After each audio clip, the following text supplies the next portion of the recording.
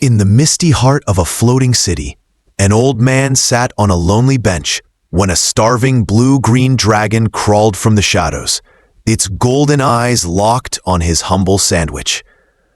Rules said he should call the wardens, but something deeper whispered to him to share instead. That single choice would ignite a bond powerful enough to shake an entire world.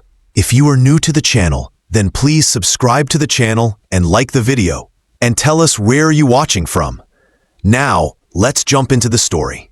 The morning fog hung in pale ribbons over Lumen Park, thin as breath, easy to miss unless you were looking for something to believe in.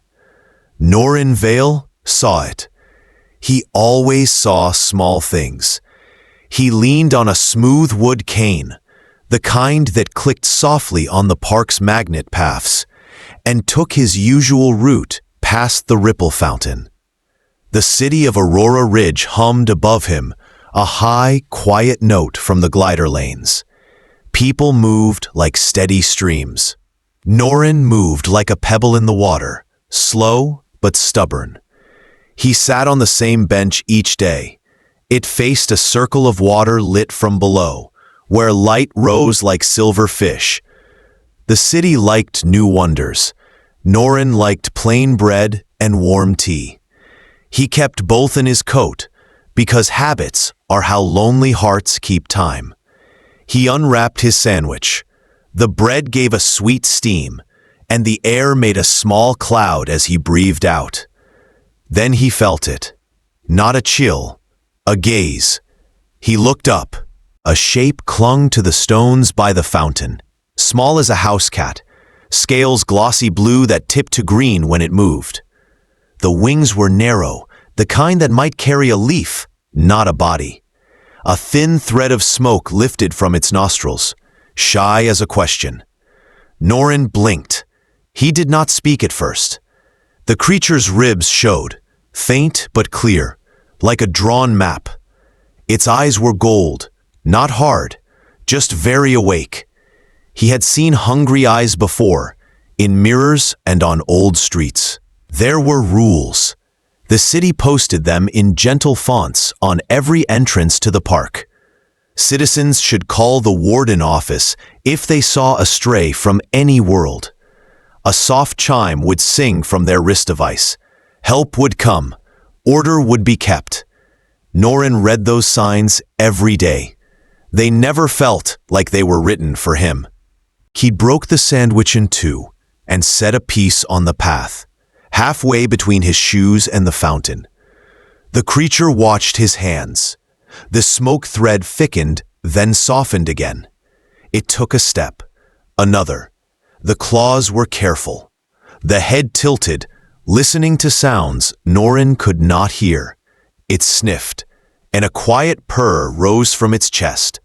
Not the rumble of danger, but the low, steady music of a small engine that knows it can try.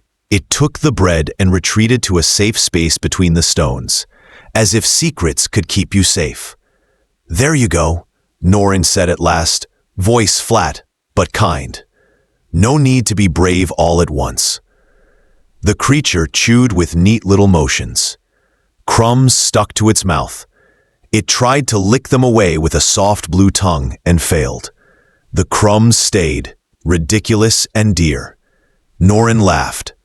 It was a rusty sound, but it still worked.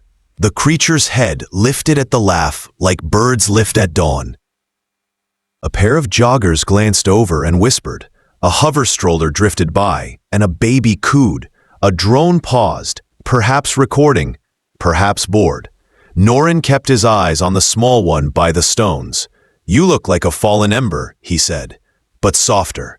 Cinderleaf, that's you. The name fit in his mouth like warm tea. The creature's tail flicked, a quiet yes. Norin told himself he would call the wardens after finishing his lunch. He would do the practical thing, the safe thing, the thing a city needs its people to do. But his fingers tore another piece of bread, and the small engine purr answered, and the fog lifted a little from his heart. The park clock chimed. Time moved on. Norin did not. He spoke again because silence can hurt when it lives with you. I used to come here with Mira, he said. She liked the first light on the water, said it made the day behave. The creature listened. People always say small ones do not listen. They are wrong. A breeze slid across the path. The bench adjusted under Norin, warmer now that the air had cooled. He did not love adaptive furniture. He accepted it the way he accepted night. The creature finished eating and made a sound like sighing. It took 2 steps closer to his shoes. Norin did not move, the way you do not move when a shy bird thinks of your hand. Tomorrow, he said. Bread again. He waited for the fear of the rule to come. It did not. What came was a feeling like a door opening in a quiet house. The city's low hum deepened as the morning traffic thickened. Shadows crossed the path like moving cloth. The small one tilted its head at the shadows and tucked its wings to its sides. Norin stood slowly. The cane found ground. The old bones found courage. He left the last bite of his sandwich on the stone and walked away without looking back, which is sometimes the best way to say, I will return. Behind him, the tiny purr rose again, steady and hopeful, and the fog over Lumen Park thinned to a fine bright veil. Norin returned with 2 simple meals and a plan as soft as rain. He reached the bench before the city's bells, set 1 wrapped parcel on the stone lip of the fountain, and waited without fuss. It did not take long. Cinderleaf emerged from the shade with a slow, testing crawl, then a brave little trot. The wings folded and unfolded like hesitant hands. They learned each other's timing. Norin spoke in a low, even tone. Cinderleaf answered with purrs, chirps, and small threads of smoke that never burned, only drew shapes in the air. On the 3rd day, the small one came close enough for Norin to see a scar along its hind leg, an old scrape. He said nothing about it. Sometimes naming a hurt makes it hide harder. People noticed. A woman in a silver work suit paused and called out that feeding unregistered creatures was illegal. Norin thanked her for the reminder and offered her a second sandwich. She declined and left. A boy waved a camera drone over the bench. Norin held up a hand. The boy lowered the drone and watched with his own eyes. The moment became quiet enough to keep. On a windy morning, a careless rider pushed a hoverbike too near the pedestrian path. The bike tipped at the curve. Cinderleaf heard the wrong sound first, snapped to attention, and gave a sharp, bright cry. Norin turned in time to step back. The rider swerved, muttered an apology, and sped away, unsteady but safe. Norin looked down at his small guardian. Good ears, he said. The little dragon pressed its warm forehead to his shoe, quick and shy, as if saying, Please be careful, I am small. By then, Cinderleaf knew his voice, his footsteps, the rhythm of the cane. It knew the small creak in Norin's knee when the weather shifted, and the way he held his breath before a strong laugh, like a diver before a plunge. It began to bring small treasures, a smooth pebble, a glossy red leaf, the broken corner of a glass tile that caught light like water. Norin kept them in his pocket. He made no speech about it. Meaning does not always need ceremony. One day, as he sat and told a soft story about Mira's flowering tea that opened like a paper lantern, his pocket watch slipped from his coat and fell under the bench. Norin did not hear the drop. Cinderleaf did. The small one slid under the bench, careful as a whisper, and nudged the watch out with its nose. Norin felt the tap against his shoe and looked down to see gold and chain, safe again. He laughed so hard he coughed and laughed through the cough until he could breathe evenly. "You keep better time than any clock," he said. The purr answered, steady and pleased. The park had regulars who began to bend their mornings around the bench. A gardener stopped to share names of native ferns. A teacher brought students, not to prod or disturb, but to sit in a circle and draw quietly while listening to Norin talk about parks before towers and skyways, about simple birds that once filled air with song. He called those years the hush years, after the illness that took animal voices from the world. He avoided grief words. He trusted listeners to hear. Not every day was easy. A pair of teen jokers tossed a pellet that popped and smoked near the bench. Cinderleaf flattened with a hiss. Norin stood, cane firm, and told the boys this was not how brave people asked for attention. He did not raise his voice. He spoke as if they were already better and only needed to remember. They left, red-faced. The next day, the taller one returned alone with a paper bag of seed cakes for the park birds, even though there were no birds left. Norin took the bag, placed it by the fountain, and said, "For memory." Cinderleaf touched the bag with the side of its face, as if blessing a quiet promise. As weeks turned, the dragon's ribs no longer showed. Its eyes stayed bright. The purr grew deeper. Norin added small bowls for water. He always tasted it first to show it was safe. Cinderleaf liked fish paste and disliked bitter greens. It tolerated everything else, the way a kind guest tolerates weak tea. Norin talked as the old do, when someone listens without judgment. He spoke of his son Remy, who lived under a red sky and called less than he wished. He spoke of Mira's laugh, that rose like wind chimes at the first breeze. He spoke of work he once did, fixing quiet engines and mapping paths through storm corridors. Cinderleaf listened with a stillness that felt like respect. A foggy day sharpened into a clear noon, and a new kind of shadow fell over the bench. A small patrol drone halted above and projected a soft blue badge in the air. A warden spoke through it, calm and polite, reminding Norin of city code. Norin nodded.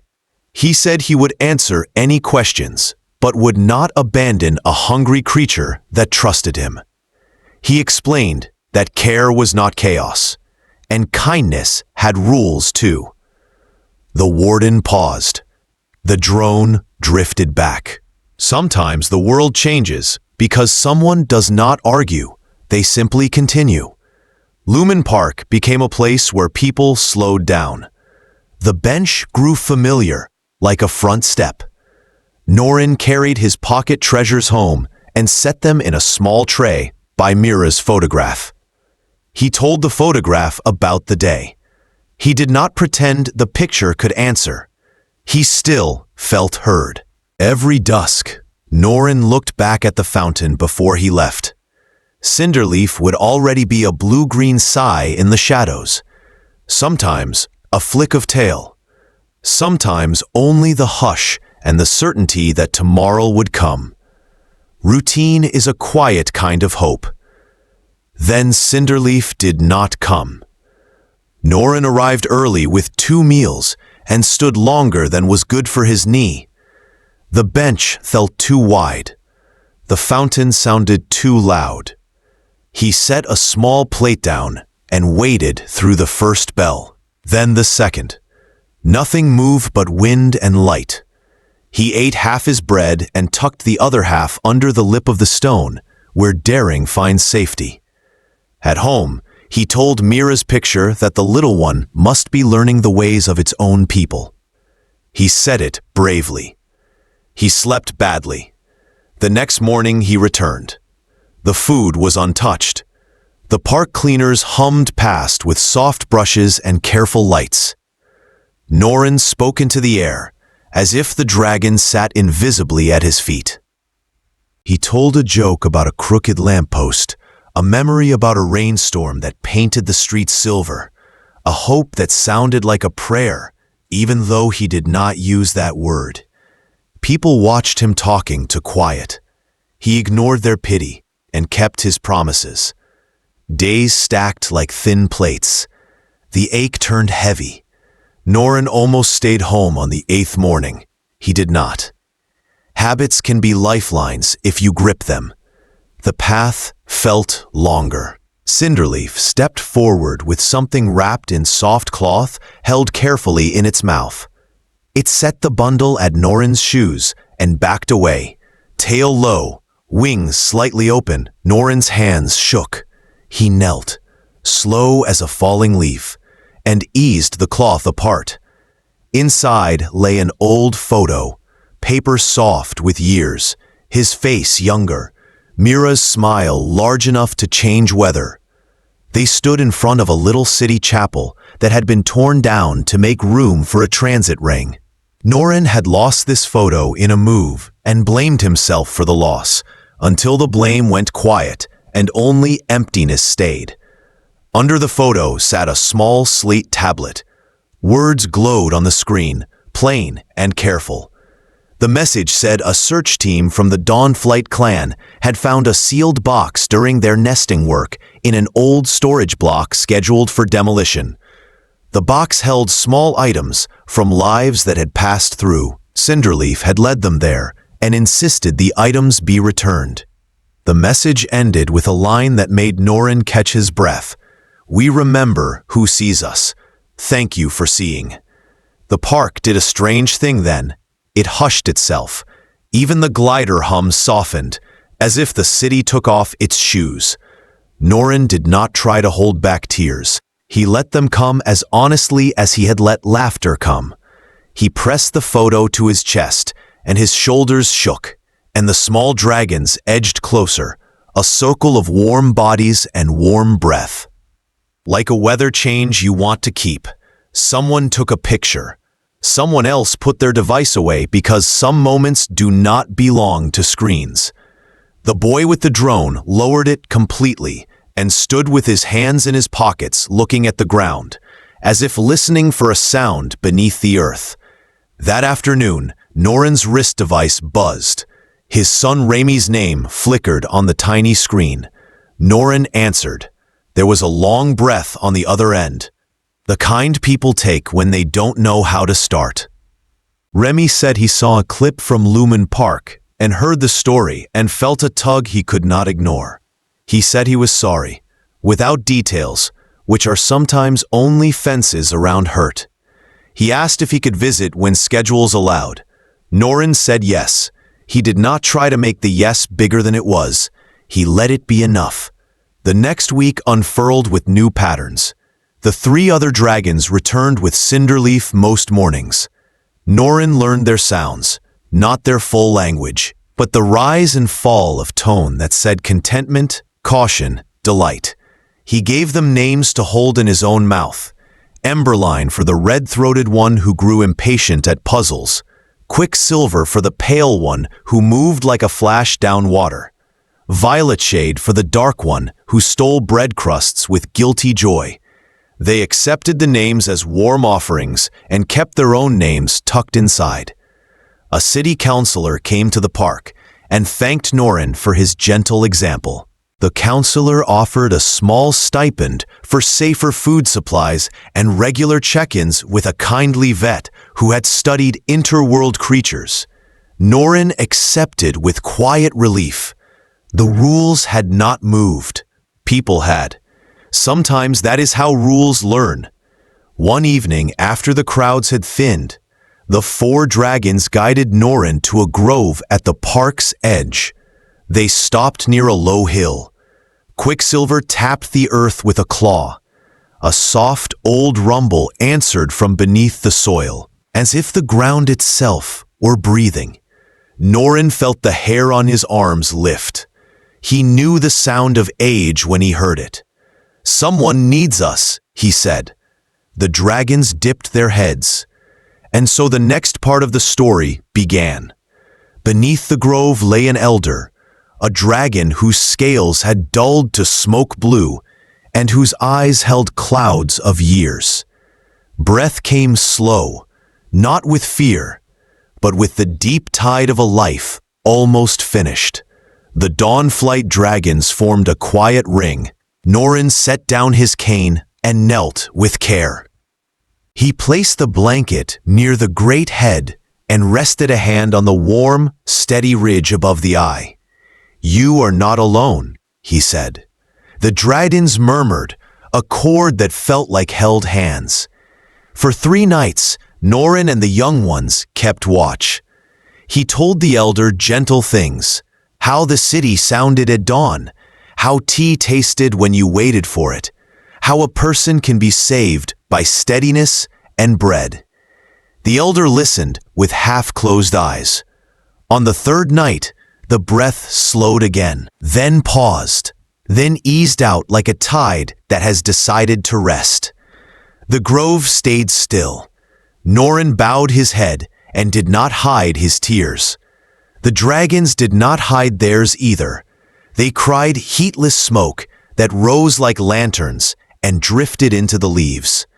The city asked to remove the body at once. Norin went to the council hall, stood beside his cane, and spoke in a voice not loud, but unshakable. He said the elders leaving must be treated like a real passage, and he spoke of dignity with simple words. The room listened. In the park, they held a quiet service. Norin spoke first, then a child, then a young dragon who sang in notes that vibrated in the bones.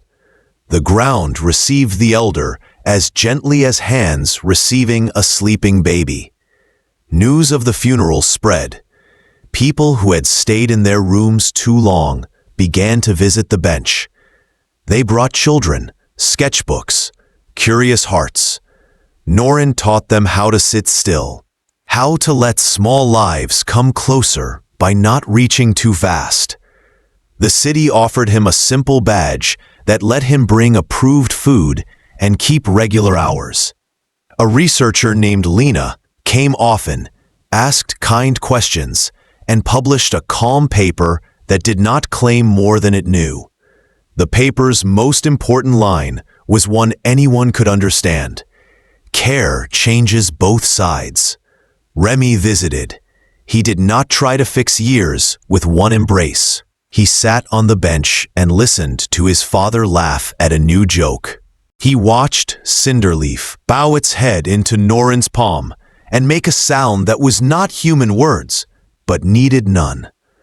Remy's children sent a message later with drawings of dragons chasing paper kites. Norin put the drawings, by Mira's photo, in the tray with the pebble and the red leaf and the glass tile. Seasons turned. Norin's hair thinned. His breath shortened on steep days. Still, he came. The Dawnflight clan met him with soft sounds and patient steps. The park added a small sign by the bench that read in simple script, "Sit, listen, belong." People read it and took its advice more often than not. On Norin's 81st birthday, the Dawnflight brought him a pendant made from shed scales, arranged in a circle around a tiny copper ring that had belonged to Mira. They had found the ring when they rescued the photo, kept it safe until they understood what gifts meant among humans, and returned it in a setting made by careful claws. Norin lifted the pendant in both hands. His eyes shone wider than when he was a boy. He whispered, "Family," not as a question but as a fact. The dragons thrummed a chord that fluttered flags on the far path.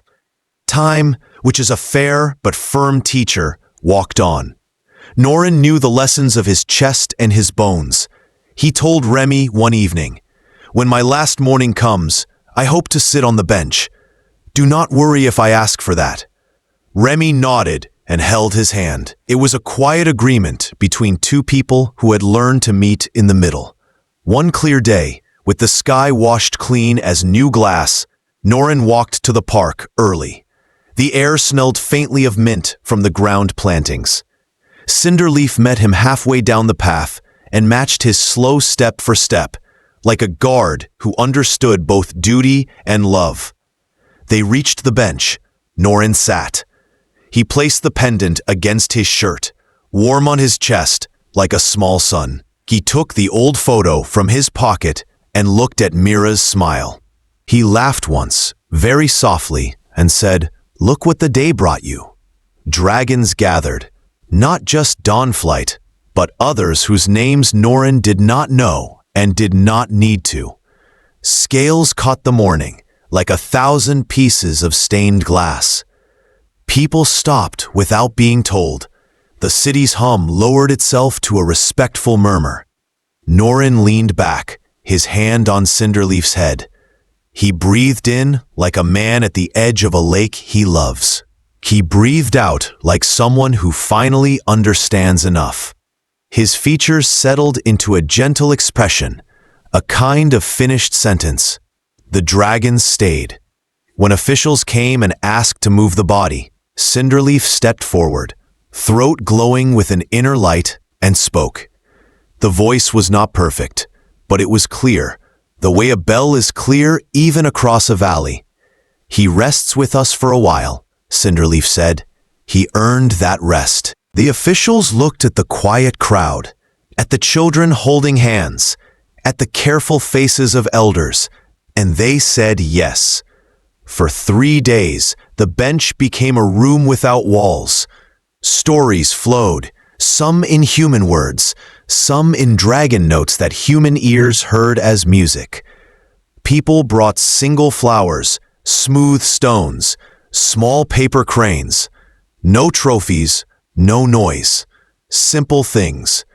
On the day they gave Norin to the earth, beside the bench, the dragons lifted their heads in unison and breathed light, not heat, not fire like harm. A bloom of color rose into the sky, ribbons and veils that folded and unfolded, painting the air in blues and golds and rose, a dawn that would not end. You could see it from the distant hills. Someone said it was a weather trick. Someone else said it was love made visible. Both might be true.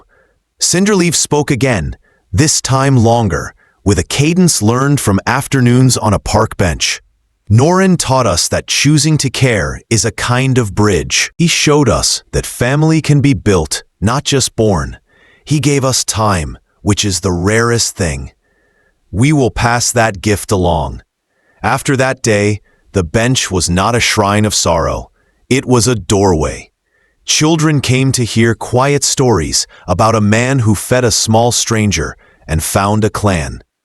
Elders came to feel sun on their faces and to hand out safe treats to young dragons that had learned to wait their turn. Remy moved back to Aurora Ridge and helped the city design simple programs so more people could sit, listen, and belong.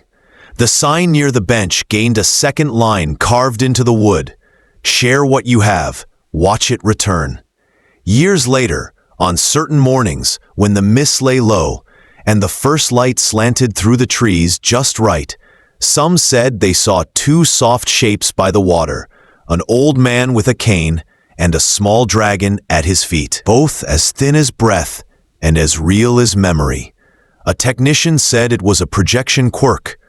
A child said it was a hello. ETP never corrected either.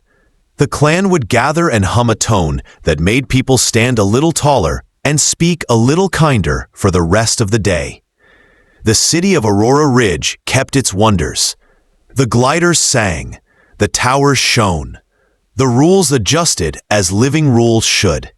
But Lumen Park carried a quieter wonder under the noise, proof that a simple sandwich and a steady presence could tilt a life toward meaning and tilt a world toward mercy. Norin had not planned a lesson. He had lived one. The lesson kept traveling, hand to hand, wing to wing, voice to voice. And somewhere beyond the strong light of noon and the mild blue of evening, if you could follow the path far enough, a pair of old friends sat side by side, watching the shining ribbon of the days. They did not worry about time. Time, for once, worried about them. tried to behave, and mostly did. Because kindness has a way of teaching even the hours how to be generous.